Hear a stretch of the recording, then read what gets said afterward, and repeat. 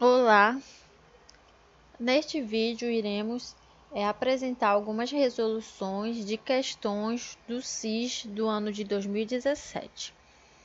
Eu sou Amanda Miranda Martins, do curso de Licenciatura em Física. Aqui é o sumário das questões que nós iremos abordar. No caso, estaremos trabalhando com conteúdos do primeiro ano do ensino médio.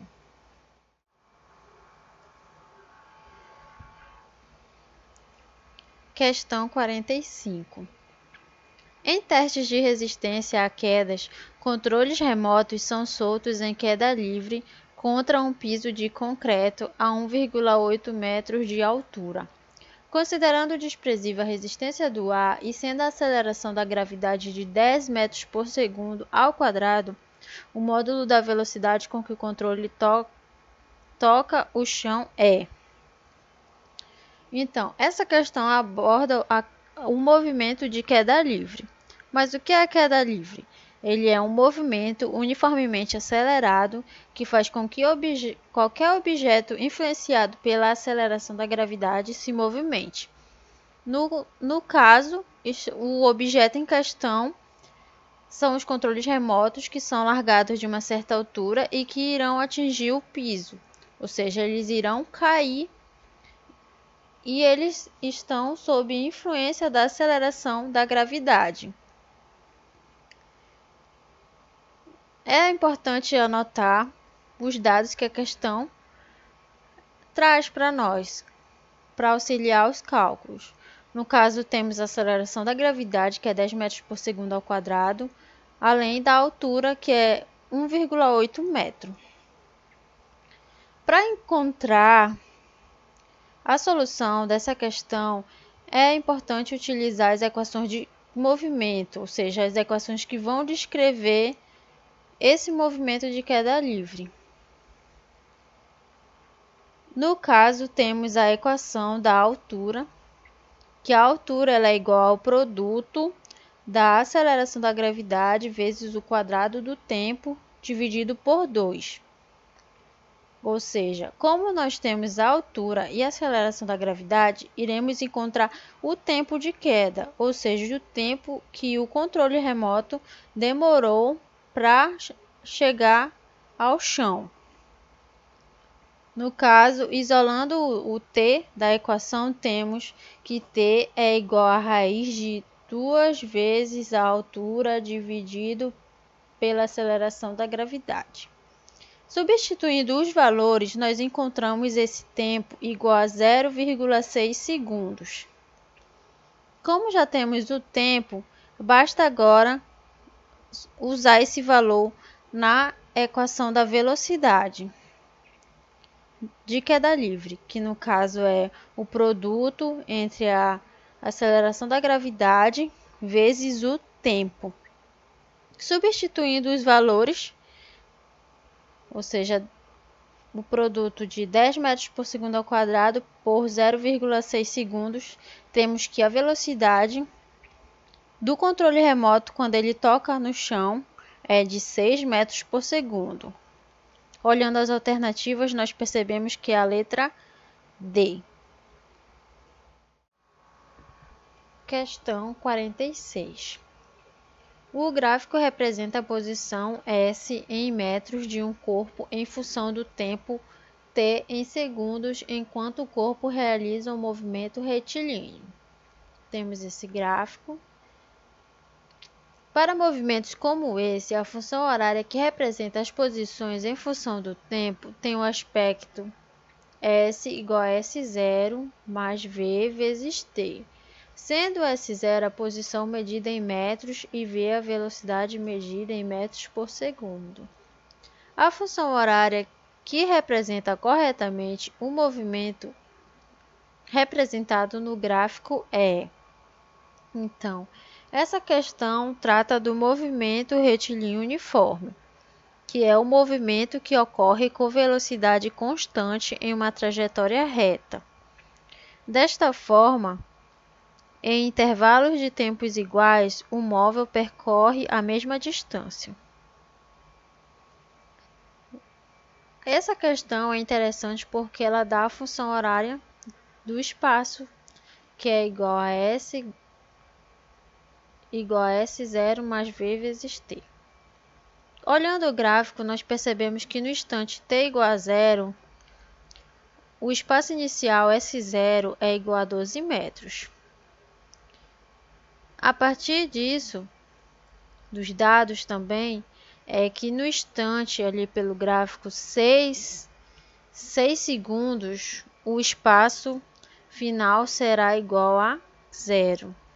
Usando esses dois valores, nós podemos encontrar a velocidade, que é a velocidade média, ou seja, ela é encontrada dividindo-se a variação do espaço pelo intervalo de tempo. Pegando a variação, o espaço final menos o inicial, ou seja, o movimento no instante 6 segundos é zero, menos 12 metros, que é o espaço inicial, dividido pelo intervalo do tempo, que no caso é 6 segundos. Resolvendo essa conta, nós encontramos a velocidade igual a menos 2 metros por segundo. Substituindo esse valor encontrado da velocidade na função horária do espaço, nós temos que S igual a 12 menos 2t. É importante notar que o sinal é negativo da velocidade, mas sabemos que não existe velocidade negativa. Esse sinal indica somente que o movimento é retrógrado, ou seja, quando o móvel caminha contra a orientação da trajetória. Seus espaços vão decrescer no decorrer do tempo por conta do sinal negativo. Só para salientar. Então, como nós já encontramos a equação horária de movimento, temos que a resposta é letra E.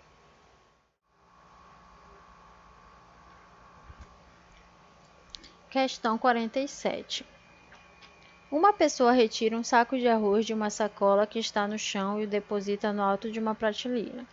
No final desse procedimento, comparado com o momento inicial para o saco de arroz, a energia mecânica e a energia potencial gravitacional e a energia cinética, ou seja, nessa questão nós temos que completar as lacunas e saber se as energias elas aumentaram ou diminuíram, ou não aconteceu nada, ou seja, o valor ficou inalterado.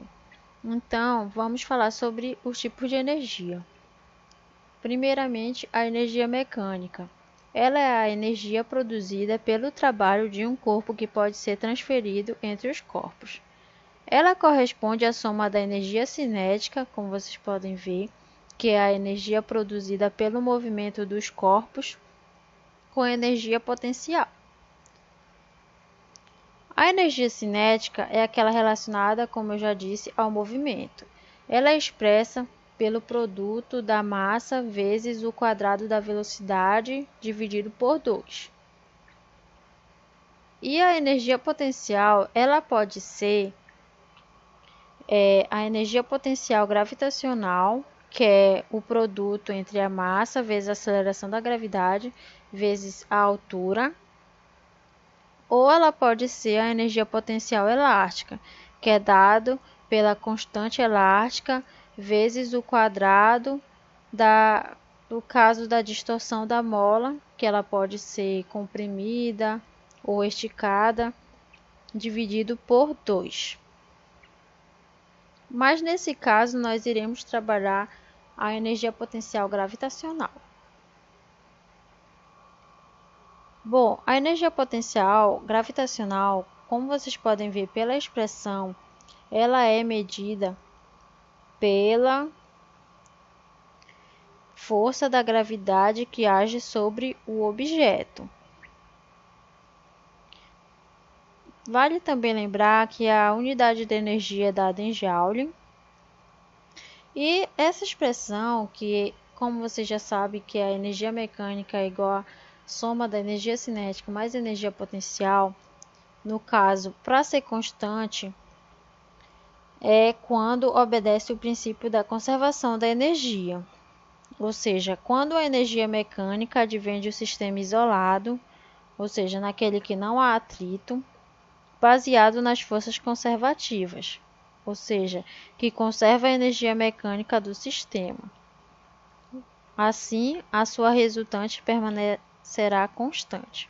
Em outras palavras, a energia desse corpo será constante, uma vez que a mudança ocorrerá somente na modalidade de energia e não em seu valor. Então, a energia mecânica ela é constante em um sistema.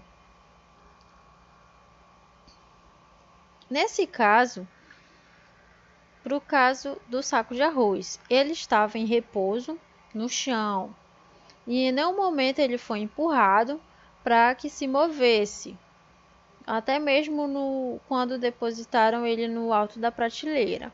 Então não há nenhum movimento, ou seja, a energia cinética ela é nula, então, já que não houve movimento. Em contrapartida, a energia potencial ela aumentou por conta da altura do saco de arroz em relação ao solo. Lembra que a expressão da energia potencial gravitacional tem um Hzinho ali, então quanto maior a altura, maior será a energia potencial. Como nós sabemos que a energia mecânica é a soma da energia cinética mais a energia potencial, então essa energia mecânica ela também aumenta, já que a energia cinética é zero. Então, se a energia potencial aumentou, a energia mecânica também aumentou. Então, para completar ali as lacunas, temos que a energia mecânica aumentou, a energia potencial gravitacional aumentou e a energia cinética permaneceu nula. Então, a resposta é letra D. Tabuleiro, olha. Questão 49. A lixadeira de fita é uma ferramenta utilizada em marcenaria para dar acabamento na madeira após ter sido cortada. É constituída por dois cilindros que mantêm tensa uma fita coberta com material abrasivo.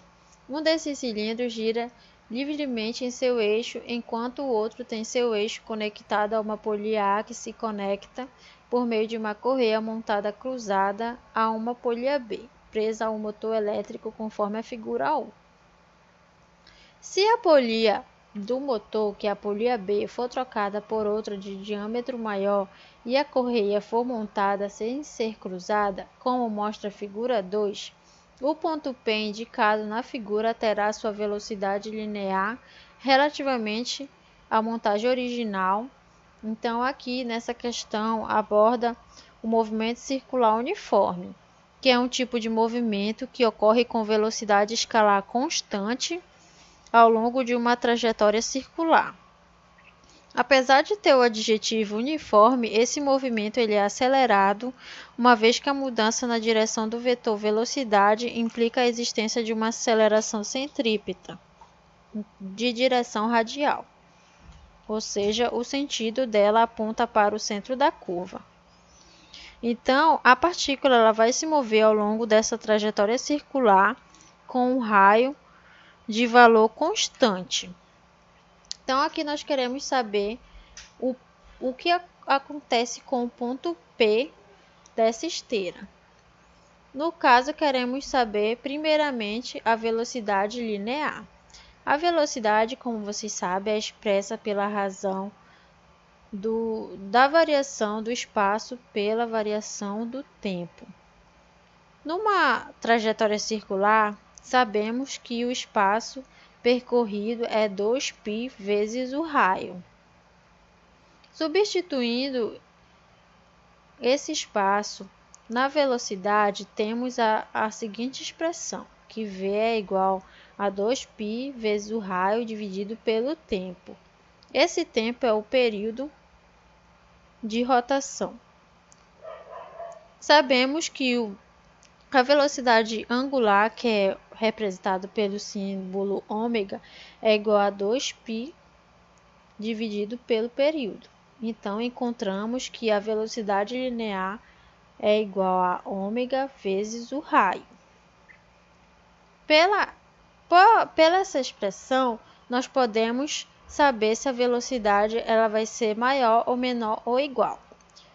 Como vocês podem ver, a velocidade linear está diretamente relacionada ao raio. Então, quanto maior o raio, maior será a velocidade.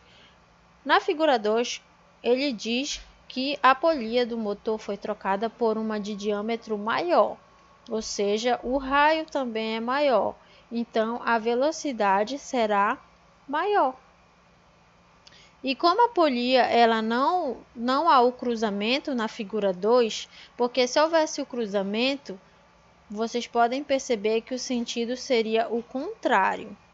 Como não cruzou, então o sentido da esteira será no mesmo sentido de rotação da polia presa ao motor.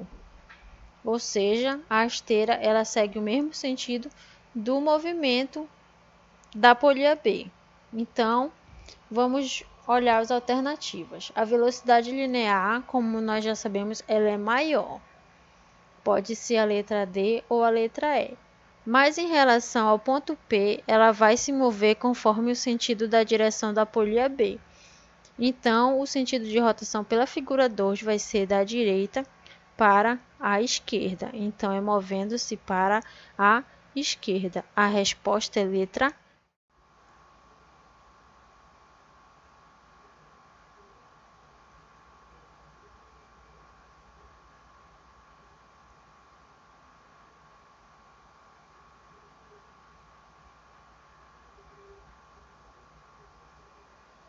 Questão 50. A caixa preta de aviões é um dispositivo gravador de dados que ajuda na compreensão dos fatores que conduziram o avião ao acidente. Esses dispositivos podem resistir a acelerações de 33 km por segundo ao quadrado. Em relação ao valor 9,8 metros por segundo ao quadrado, que corresponde ao valor da aceleração da gravidade, a aceleração que uma caixa preta pode suportar é aproximadamente. Então, essa aceleração que a caixa preta pode suportar não é nada mais, nada menos que a relação dessas acelerações que foram dadas no problema. No caso, a aceleração gravitacional e a aceleração da caixa preta. Essa aceleração que a caixa preta suporta, vamos chamar de A sup, ela vai ser dada pela razão de ambas, por isso que será adimensional. Por quê? Inicialmente, nós teremos que colocar essas acelerações na mesma unidade. Para facilitar, nós iremos fazer com que a aceleração da caixa preta transformar, no caso, 33 km por segundo ao quadrado para metros por segundo ao quadrado, ou seja, 33 elevado a 10 ao cubo metros por segundo ao quadrado é a mesma coisa que 33.000 metros por segundo ao quadrado. Ou seja, para finalizar, agora temos a aceleração que a caixa preta suporta, vai ser a razão. Como já estão na mesma unidade, como eu já disse, ela será adimensional. Fazendo essa razão, teremos o valor aproximadamente de 3.367,34. E arredondando para a questão, teremos então uma razão de 3.400 vezes maior, ou seja, a aceleração que a caixa preta pode suportar é 3.400 vezes maior que a aceleração da gravidade. Então, resposta é letra B. Questão 51. O peso de 13.000 newtons da cabine de um elevador é aliviado pela ação do contrapeso de 9.000 newtons a que está atrelado, conforme indica a figura. Quando a cabine desce até o fundo do poço e está livre da ação do motor, sua base toca uma grande mola que é comprimida, encolhendo-se 5 centímetros. Considere que o peso do cabo e os atritos envolvidos são desprezíveis. Então, aqui temos é um sistema que possui um contrapeso e o peso da cabine. Aí já vale notar, né, que a força envolvida será a diferença desse peso com esse contrapeso. Mas o que é interessante anotar, como vocês sabem, são os dados da questão. Já sabemos o peso, contrapeso e, no caso, a compressão da mola, que é de 5 centímetros.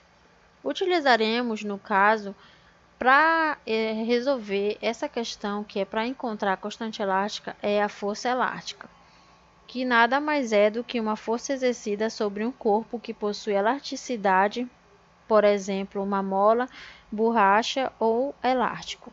Essa força determina, portanto, a deformação desse corpo quando ele se estica ou se comprime. Isso dependerá da direção da força aplicada.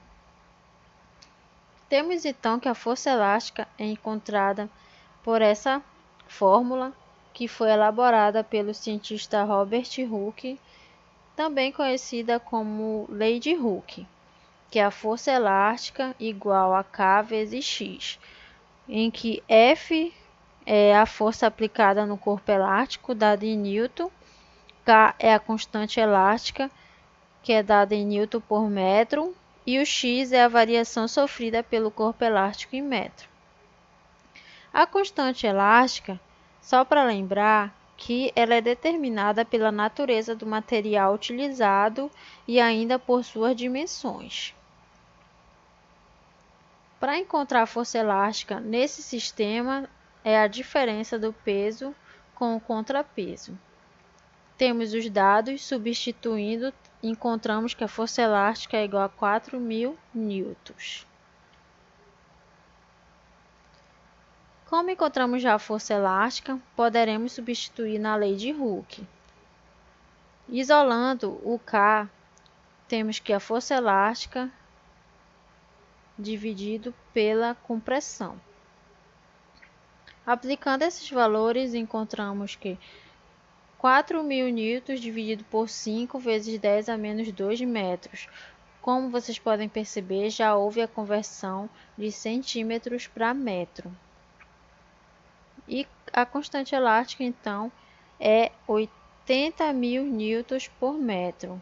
Olhando ali as letras da questão, temos que é a letra D.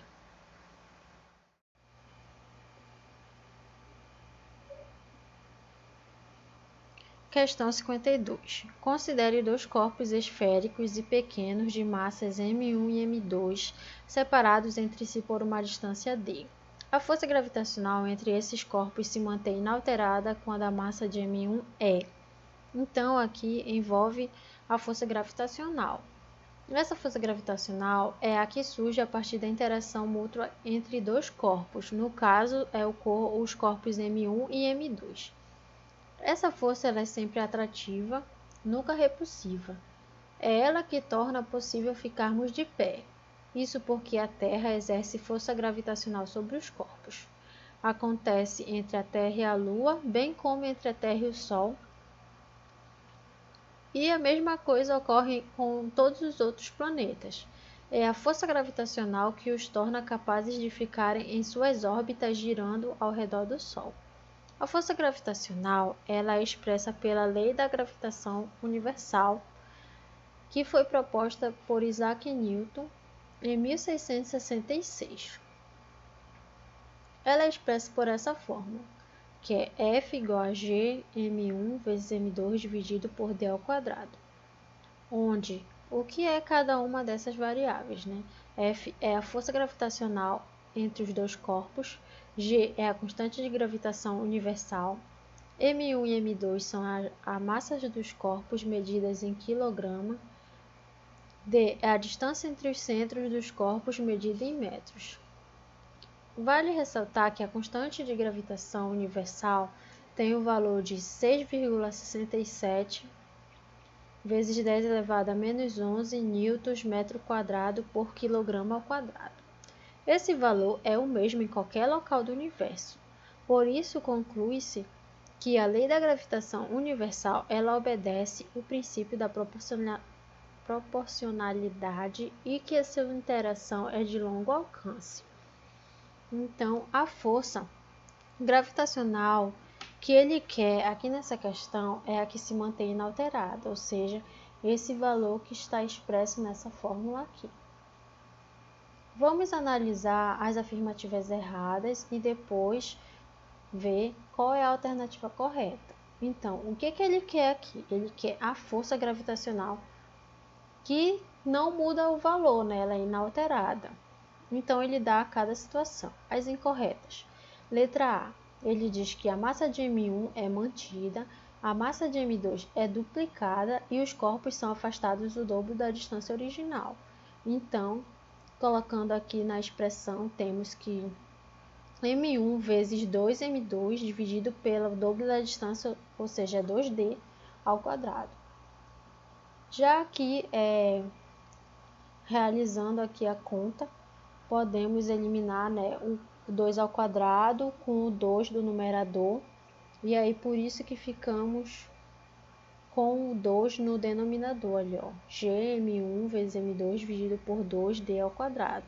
Então, aí vocês podem perceber que a força ela foi alterada no fator de meio, ou seja, 1 sobre 2. Na letra B, ele diz que a massa de M1 foi mantida, a massa de M2 foi quadruplicada e os corpos são afastados o quádruplo da distância original, ou seja, expressa aqui, temos que F igual a G M1 vezes 4M2 dividido por 4D ao quadrado. Já eliminando, né, o 16 do numerador, que é o 4 ao quadrado, com o 4 do numerador, temos então que G é M1 vezes M2 dividido por 4D ao quadrado. Então, também houve alteração no fator de 1/4. A letra D. Ele diz que a massa de M1 foi duplicada, assim como a massa de M2 também, e os corpos são aproximados para metade da distância original. Se a distância era D, então é a metade de D, que é meio. Por isso, F igual a G 2M1 vezes 2M2 dividido por meio de D ao quadrado. Já fazendo a continha aqui, porque esse meio ao quadrado vai subir, né? Então, vai ficar G 16M1 sobre M2 dividido por D ao quadrado. Então, a força também foi alterada num fator de 16. A letra E diz que a massa de M1 foi duplicada, a massa de M2 foi quadruplicada e os corpos são aproximados para metade da distância original. Então, aplicando ali, temos que F é igual a G vezes 2M1 vezes 4M1 dividido por meio de D ao quadrado, que é igual a, já fazendo a continha aqui, encontramos que G 32M1 vezes M2 dividido por D ao quadrado. Então, a força também foi alterada num fator de 32. E a letra C, ela diz, né, que a massa de M1 foi duplicada, assim como a massa de M2 também foi duplicada, e os corpos são aproximados para metade da distância original. Então, aqui, para correção, os corpos são afastados o dobro da distância original. Então, aqui temos, né, que F é igual a G 2M1 vezes 2M2 dividido por 2D ao quadrado. Então, tudo aqui foi multiplicado por um fator 4, né, no caso, que é 2 vezes 2 do numerador e o 2 ao quadrado do denominador. Então, esse 4 vai cancelar com 4 de baixo. Por isso que teremos G e M1 vezes M2 dividido por D ao quadrado. Então, a força gravitacional ela não foi alterada nesse caso. Por isso, essa é a resposta correta, a letra C.